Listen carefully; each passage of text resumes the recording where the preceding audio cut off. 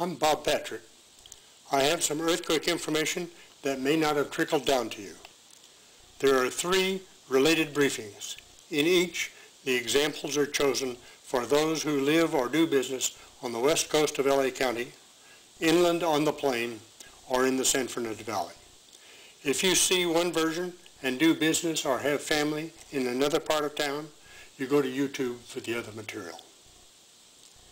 I have been researching earthquake effects for over 20 years. I first published a paper on earthquake effects in 1990 when I was a consultant to the Rand Corporation in Santa Monica.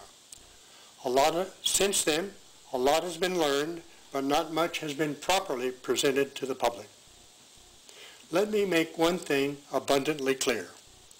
While you can't do anything to prevent Mother Nature from causing an earthquake, there is quite a bit you can do to reduce your risk of injury and expense. I classify earthquakes based on community impact. A local quake is a small quake handled by local resources. A community quake is a medium quake needing mutual aid from surrounding communities. A regional quake is a large quake that requires state and federal help. When a regional quake hits, it destroys the infrastructure near the epicenter.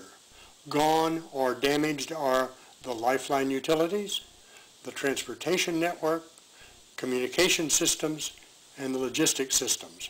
That is, food, fuel, medicines, and waste disposal. Later, finance and construction will be impacted. The impact of a quake on the building you are in at the time of the quake is a function of 7 factors.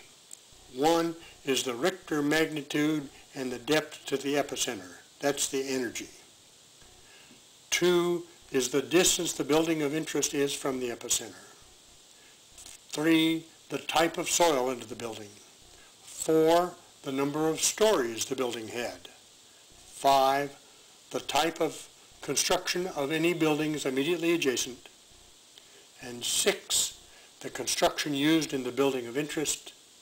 And if the building is not circular, the way it is oriented to the shock wave. If you're right over the epicenter of a big quake, the building you are in will be heavily damaged and you could be seriously injured. If you're some distance away, depending on the 7 factors just listed, you may reduce your earthquake loss and injury by doing some preparation.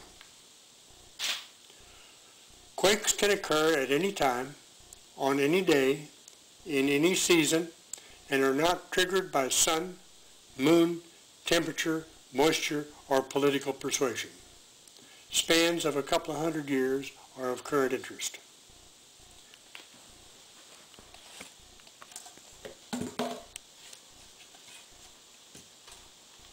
This is a map showing the earthquake faults under Southern California.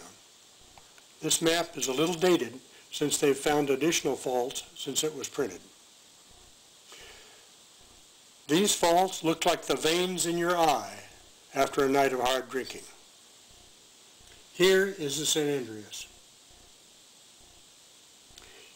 The southern half of the San Andreas runs from Parkfield almost to the Mexican border. The last time it moved massively was the Fort Tejon quake in 1857.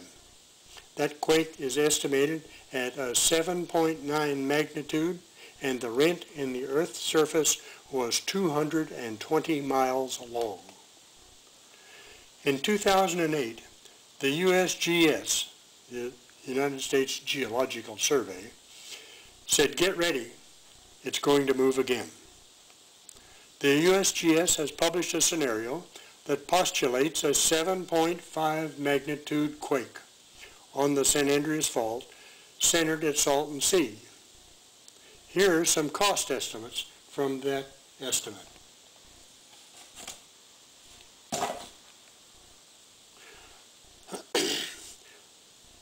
The location of the whole document is contained in a reference I will give you later.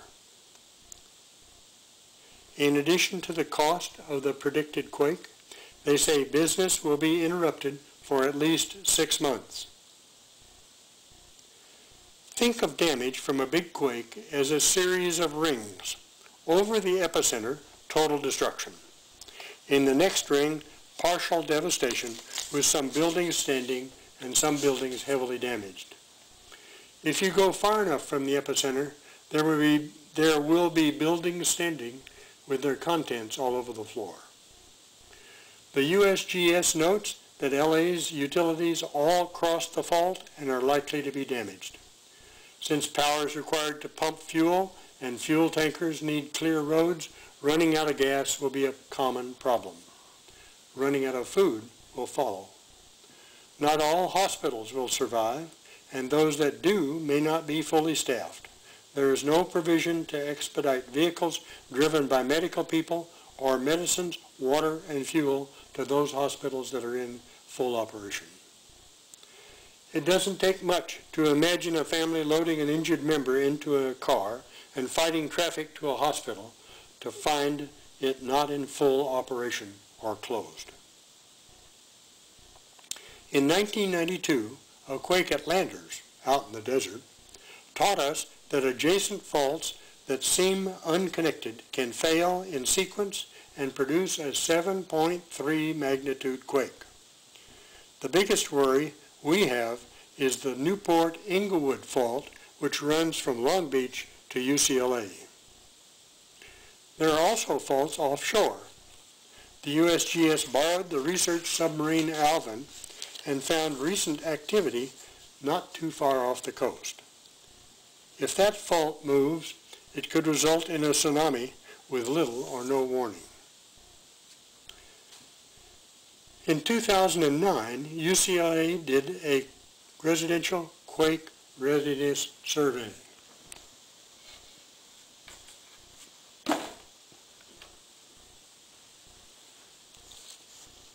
These are highlights from that survey. The location of the whole document I'll give to you later. As you can see from their findings, we have been misled by the propaganda we have heard over the years, and we are not ready. Interestingly, only 17% of the homes carry quake insurance. Most of you are probably aware of the danger from unreinforced masonry construction. If you do business next to a weak building, you could also be in danger.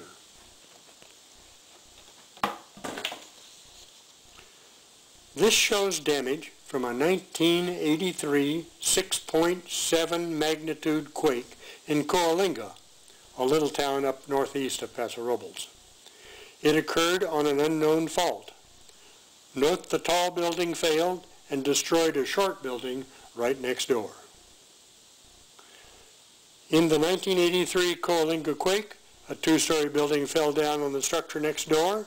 Some overzealous firemen pulled down a dangerous wall and crushed a jewelry store without salvaging the valuables first, and only half of the businesses survived 5 years later. In 2003, there was a quake at San Simeon that damaged a building in Paso Robles. 2 women were killed. There was a civil suit. The trial court found the building owner was liable since he knew the building was weak.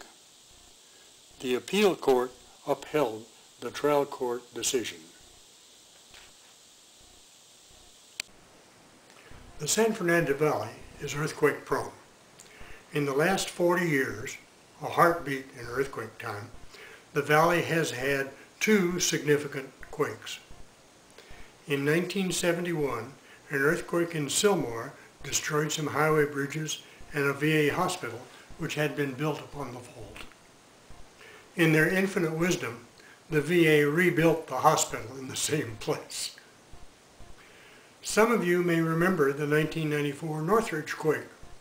It had a magnitude of 6.7 and tore up a large segment of the San Fernando Valley by destroying roads, residences, hospitals, industrial buildings, and a college.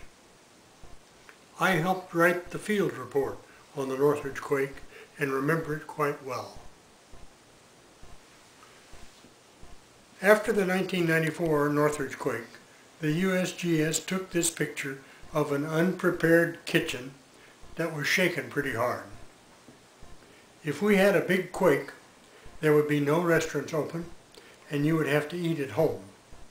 Clearing up such a kitchen mess without power or water would be a challenge. At the time of the Northridge quake, I was living on a ranch in the Antelope Valley. The ranch had an airstrip and I'd been bugging Channel 2 to start a low-key earthquake education program. After the quake hit, a news crew called me and later picked me up at Burbank Airport, which was undamaged. We cruised the Northridge area and got some video footage before I flew back to the ranch. If you are well read about this quake, you know it was expensive and 60 people died. Many people were injured. The surviving hospitals were swamped and some roadway bridges were damaged. However, you may not know some of the following. Some strip malls had been built with common attics and no fire breaks. If a fire got started in one business and that fire moved to the attic, the whole building might be lost. If the fire department had enough men and equipment, and if they arrived quickly enough, the fire could be contained. One strip mall was lost with fire engines present. The underground network of water mains does not have enough shutoff valves to provide alternate flow paths to neighborhoods and the surrounding areas. When a big water main broke just north of Rinaldi, water was finally shut off. This left an entire neighborhood exposed to fire. The water had been running curb to curb on a 60-foot street. Electrical service is also by neighborhood. There was no way to provide power to a municipal facility, say a police station or a hospital, without powering all the neighbors. Some houses were not properly bolted to their foundations and shifted due to the earth movement. Common architectural practice is to cluster all utilities entering a residence near one another.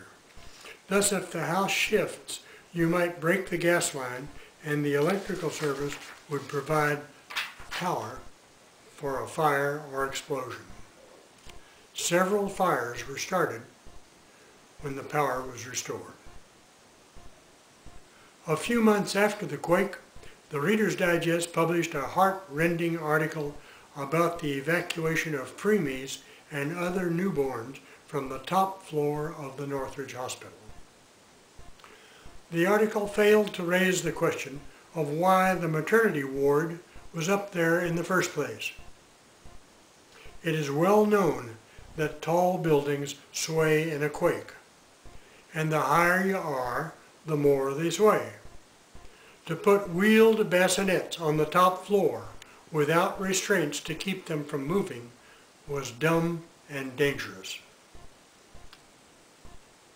Prior to 1994, the USGS had strong motion instrumentation installed in several places in the San Fernando Valley.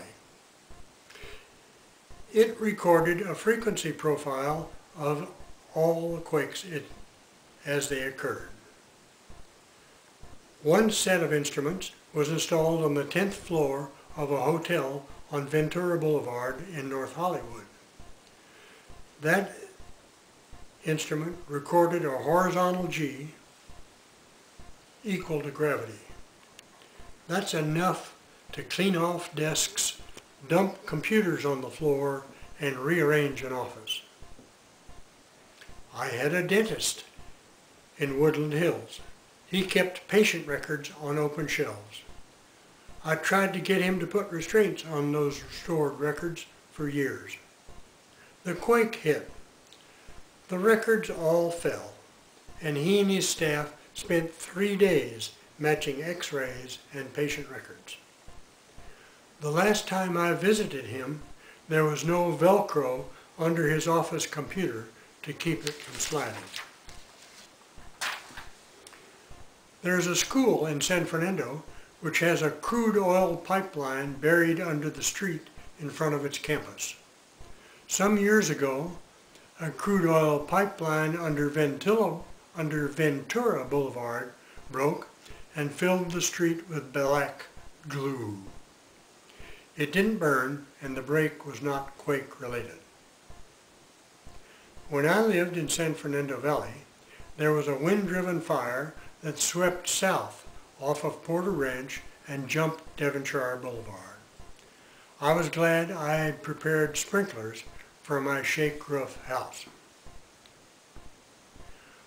The big wildland fire of 2008 destroyed 480 mobile homes in North San Fernando Valley near I-5. If we had a quake and a wind together, it could look like 1906 San Fernando, where a shortage of water and equipment allowed a large portion of the city to burn.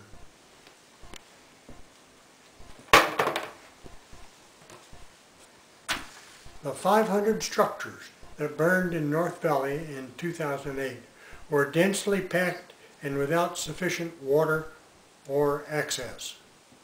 There was also a strong wind. While not quake related, a fire without enough water or equipment would do the same thing. The hazards are real. Evacuation is not a reasonable option. Staying put is my best advice, provided you are prepared at home.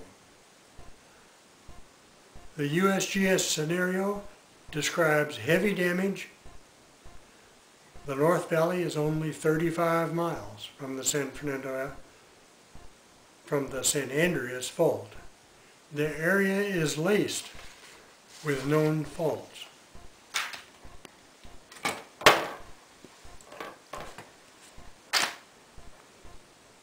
The Northridge Fault occurred on an uncharted fault.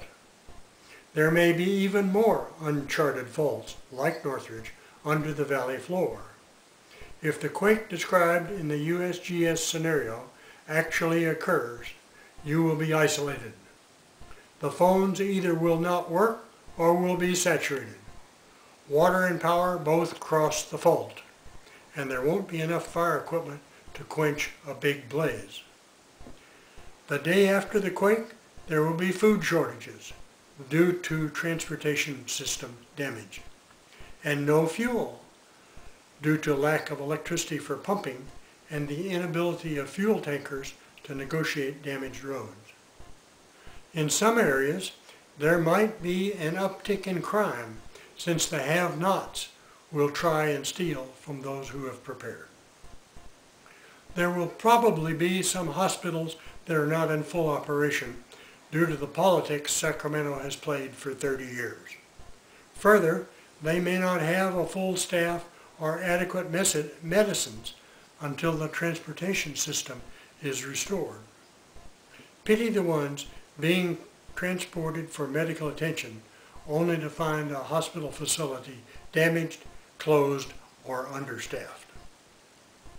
After the quake, if you stay put for a day, much of the traffic congestion will be over. However, if you fail to keep fuel in your car, you may not be able to join the party anyway.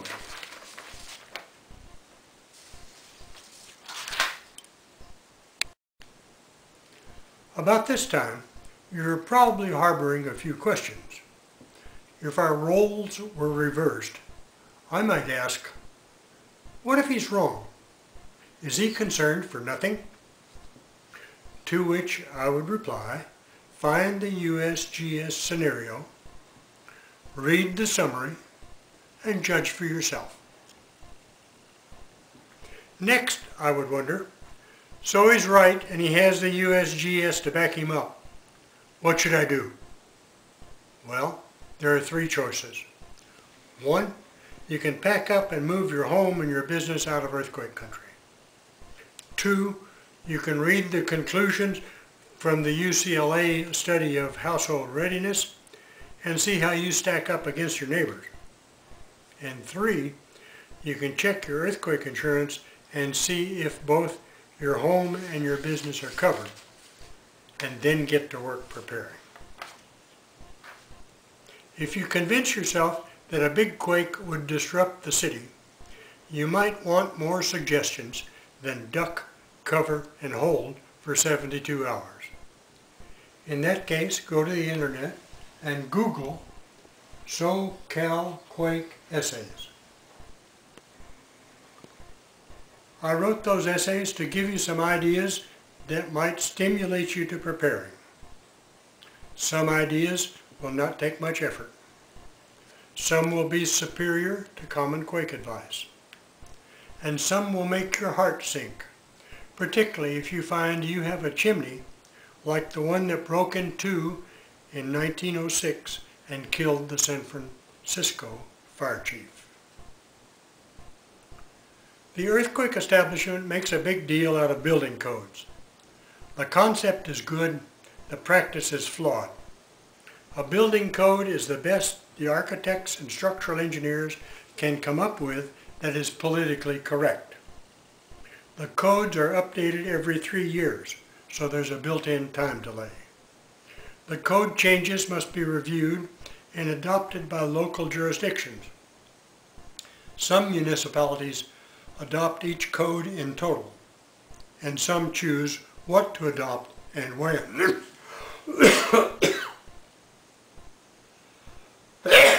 Excuse me.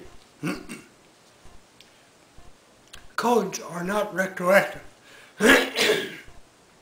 If you live or work in a non-complying building, it may not be strengthened until the building is renovated or sold. There are some bad buildings out there. Code enforcement, as shown by the Northridge quake, needs some improvement. Further, there's a list somewhere of items that are too hot to handle. One of these is the evacuation of high-rise buildings without electrical power. On building codes, a good deal of skepticism is in order. Common earthquake advice has been watered down. What do you do after 72 hours? In Japan, the roads weren't even cleared in 72 hours. They say listen to your radio. Some stations don't have generators, so they can't transmit. Others may have physical damage. If the roads are choked and the communication systems that survived are congested, how will reporters get around and then communicate their findings to the station? If you have school-age children, what are your school's plans for the kids? What happens when it gets dark and you are stuck in traffic? The state has concentrated their efforts on the structural safety of buildings. They have not addressed the building's contents. There was a tall test facility in Downey that held a satellite under final test. The building was weak. When the shaking came, it shifted the satellite but did not damage it.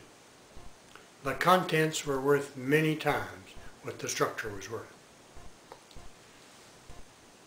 Now, most of you will not be testing a satellite in your backyard, but many of you will visit a large hardware store in the next month or so. These stores have installed steel racks to hold excess inventory. Most of this inventory is overhead and not tied down. A good quake will shake some of this loose and onto the shoppers below. Don't tarry in a big hardware store. Get in, buy, and get out. The USGS scenario says financial loss from contents damage approximates the financial loss from structural damage. Here are a few actions that look prudent wherever you live or do business. Both at home and at work, check your insurance coverage. It takes an extra cost rider to cover quake damage. One statistic says only 17% of the homeowners have quake insurance. At home, drain the sludge out of your hot water tank and you and your family will have a reservoir of fresh water. Also, locate the shutoff valve to isolate your tank from the water mains which might get congested or contaminated. At home, determine how to isolate your home from electrical and gas networks. If you live near the bottom of a hill, determine how to protect your home from sanitary sewer backup. Commuters should resolve to refuel their vehicles when the gauge reads a quarter full. Commuters should also carry an emergency kit. Also carry a book of maps and explore alternate routes. Beware of bridges. At work, ask yourself how to find your car if it is dark and your business has no power. Avoid sidewalks with overhanging building ornamentation, power lines, bridges, and water courses. If the building has no evacuation plan, do one for yourself. Don't use the elevators. At home, continually refresh your supply of food and necessities.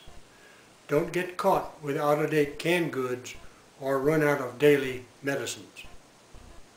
At home, discuss how to provide for family or neighbors who may need assistance. Old folks, infants, handicapped, and coveys of young children may need help. Retired folks could be part of the solution. Schools need extra attention. A recent report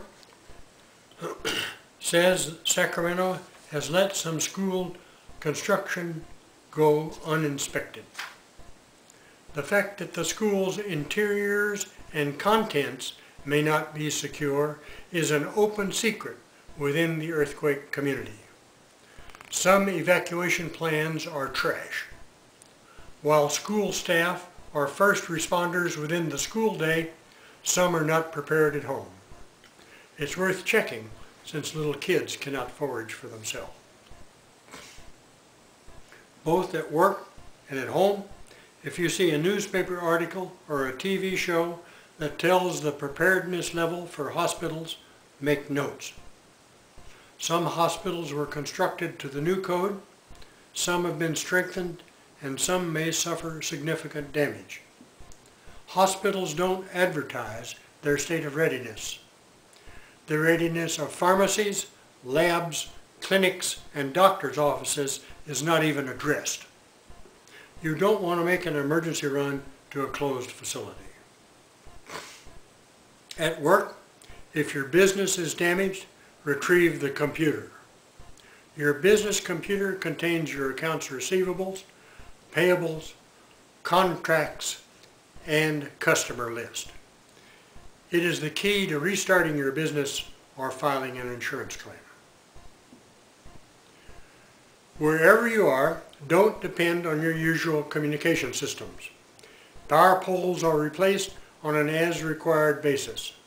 One weak pole can isolate a whole neighborhood. Cell towers can sustain damage, and those that survive will saturate and no emergency calls can get through. If you cannot get a dial tone, hang up the phone and take some action. For many more details, read my essays.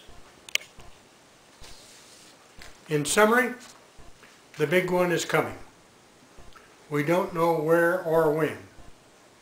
All utilities cross the fault. Southern California will be shut down. Fire is likely, and there will be a shortage of equipment and water. Communications will be damaged or saturated or both. If you make it through the initial shaking, there will be shortages of power, transportation, food, fuel, medical, and materials for reconstruction. Good luck.